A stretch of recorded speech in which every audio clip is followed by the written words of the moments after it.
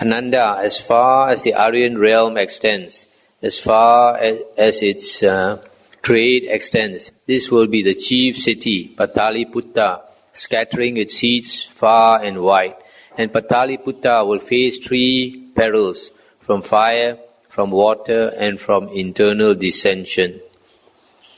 Stop here for a moment. So the Buddha foresaw that this town that they are building, called Pataligama, in future will be a big prosperous city called Pataliputta.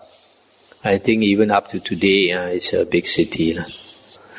Then Sunida and Vasakara called on the Lord, and having exchanged courtesy, stood to one side and said, "May the Reverend Gotama accept a meal from us tomorrow with his Sangha of monks."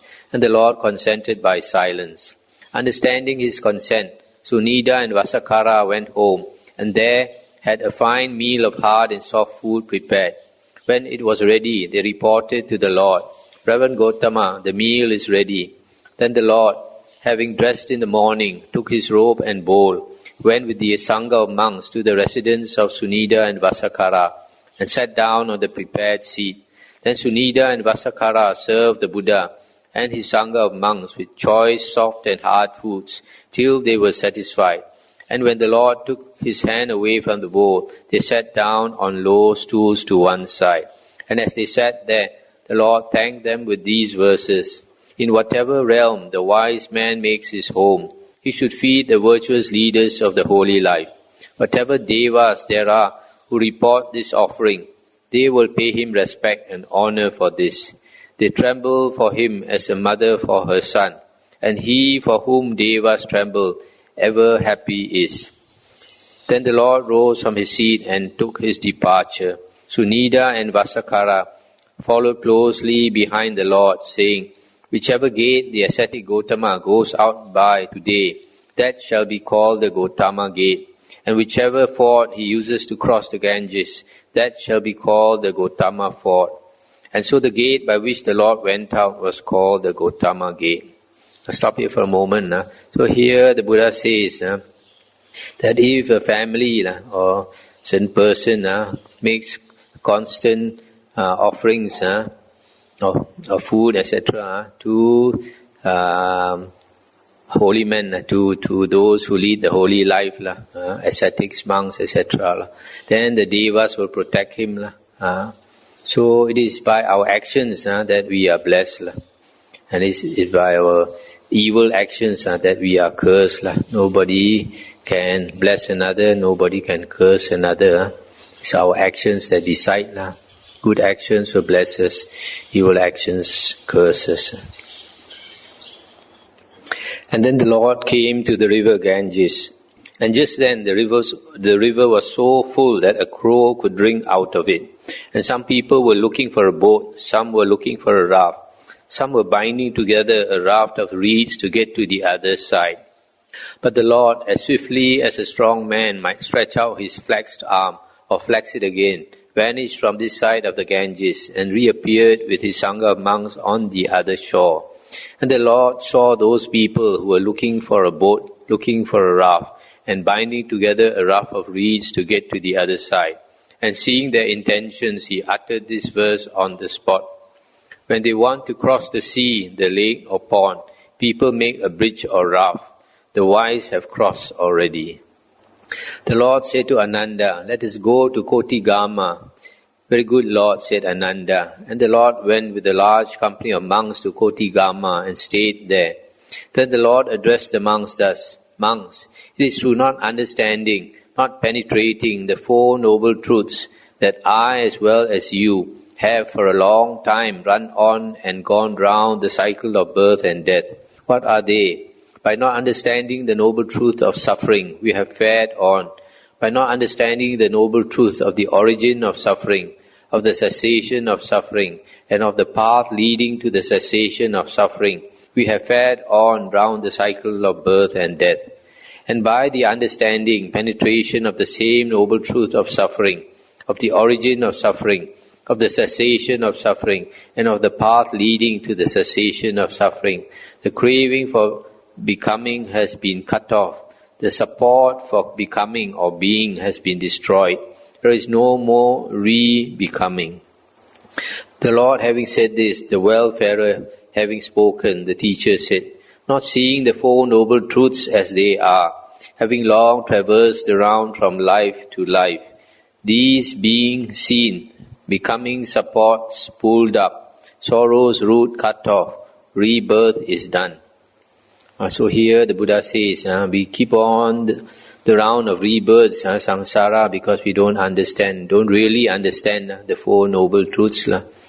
When a person really understands the Four Noble Truths, then he becomes tired of this long round of existence. The Buddha says, we have been on this long round of existence for so long, we don't realize, so long that if we accumulated, for example, the blood that was shed when we were slaughtered as animals and we were beheaded because we did something wrong, etc. The blood is more than the four great oceans. And similarly, for the tears that we shed on the round of rebirths is more than the four great oceans. So it is only by understanding the Four Noble Truths, really understanding. To understand the Four Noble Truths, we also have to understand, for example, the five aggregates of attachment, the six sense bases or dependent origination. So some people don't understand. They think the Four Noble Truths is just elementary Dhamma. But it's not elementary Dhamma, it's the ultimate Dhamma. If you really understand the Four Noble Truths, then you become an Arya, one of the 8 types of Arya, or you attain liberation. Then the Lord, while staying at Kotigama, gave a comprehensive discourse. This is morality, this is concentration, this is wisdom. Concentration, when imbued with morality, brings great fruit and profit.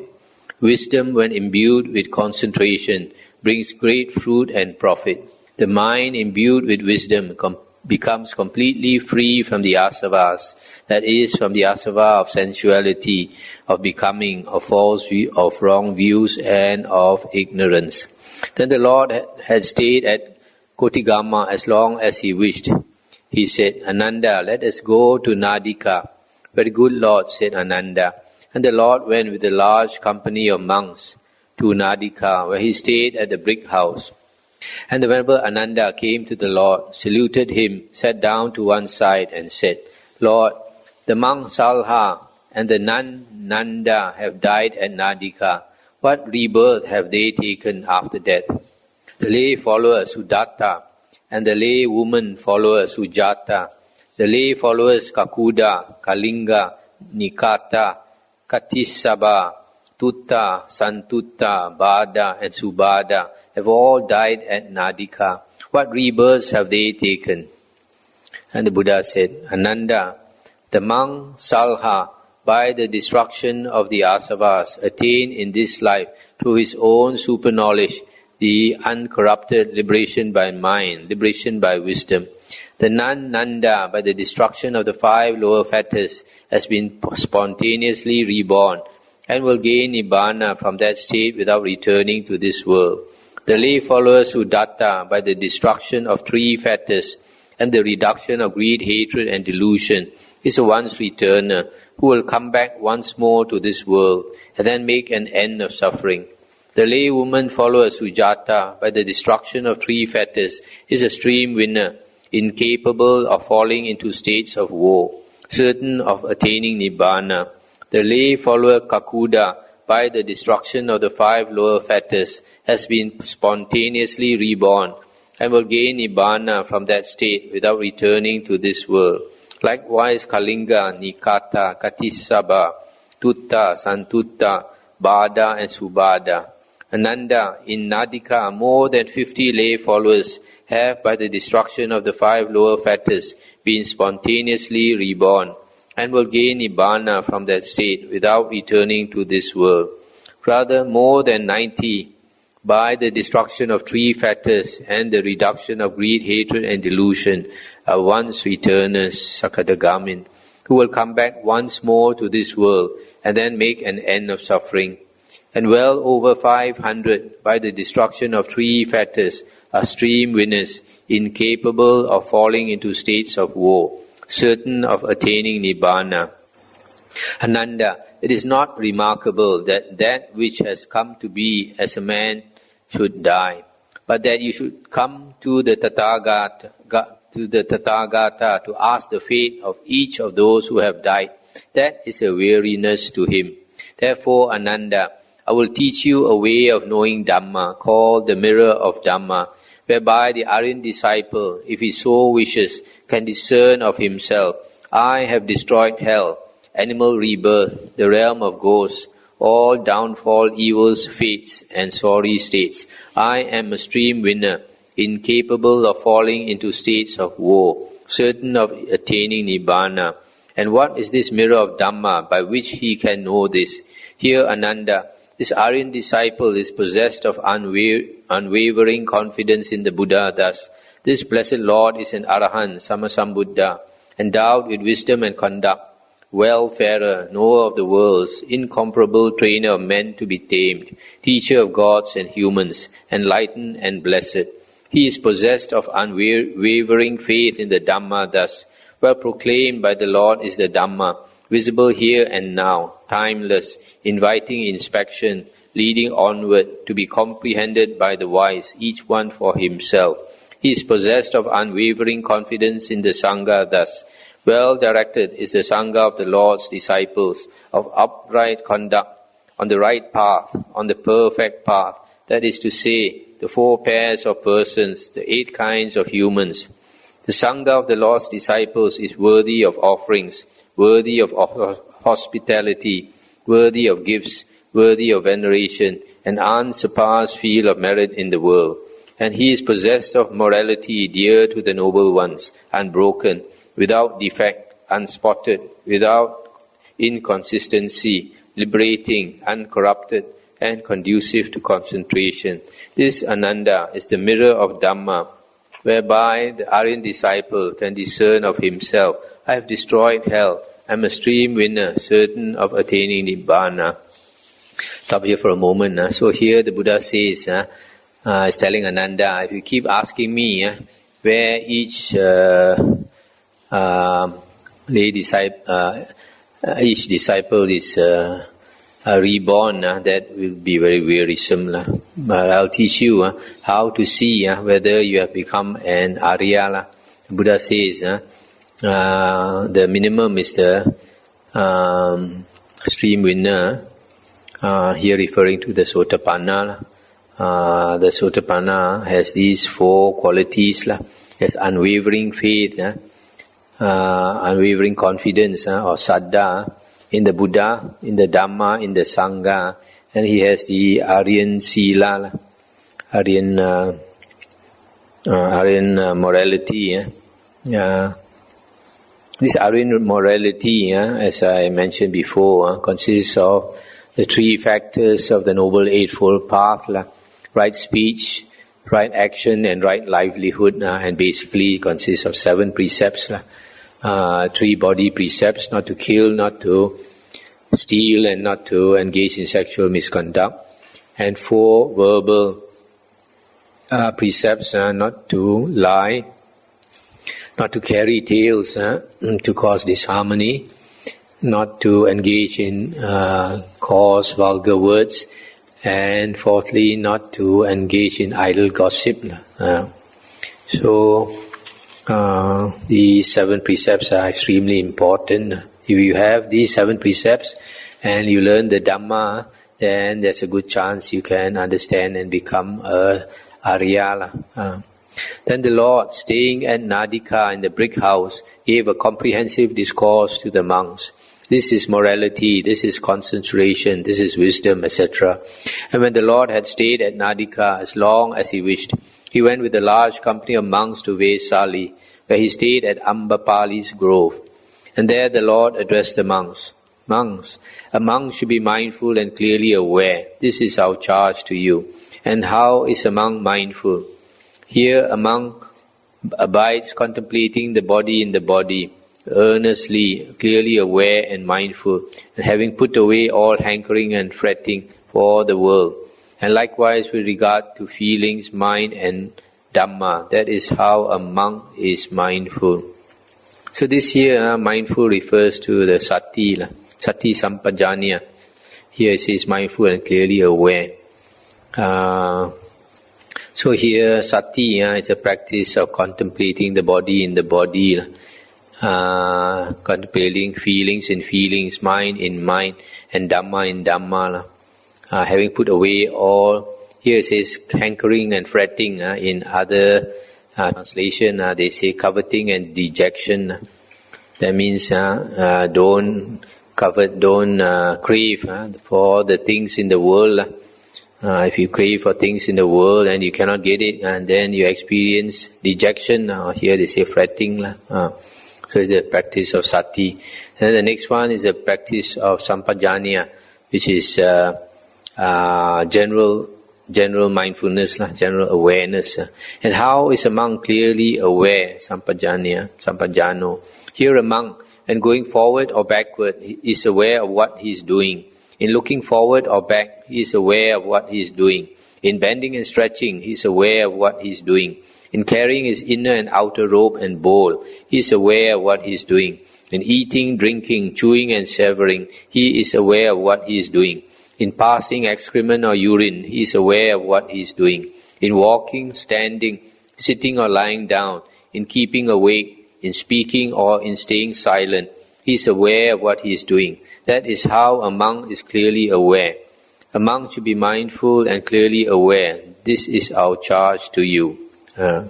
So here, Buddha is telling the monks that all the time you should be, you should practice mindfulness of these four objects of sati. Don't let the mind stray.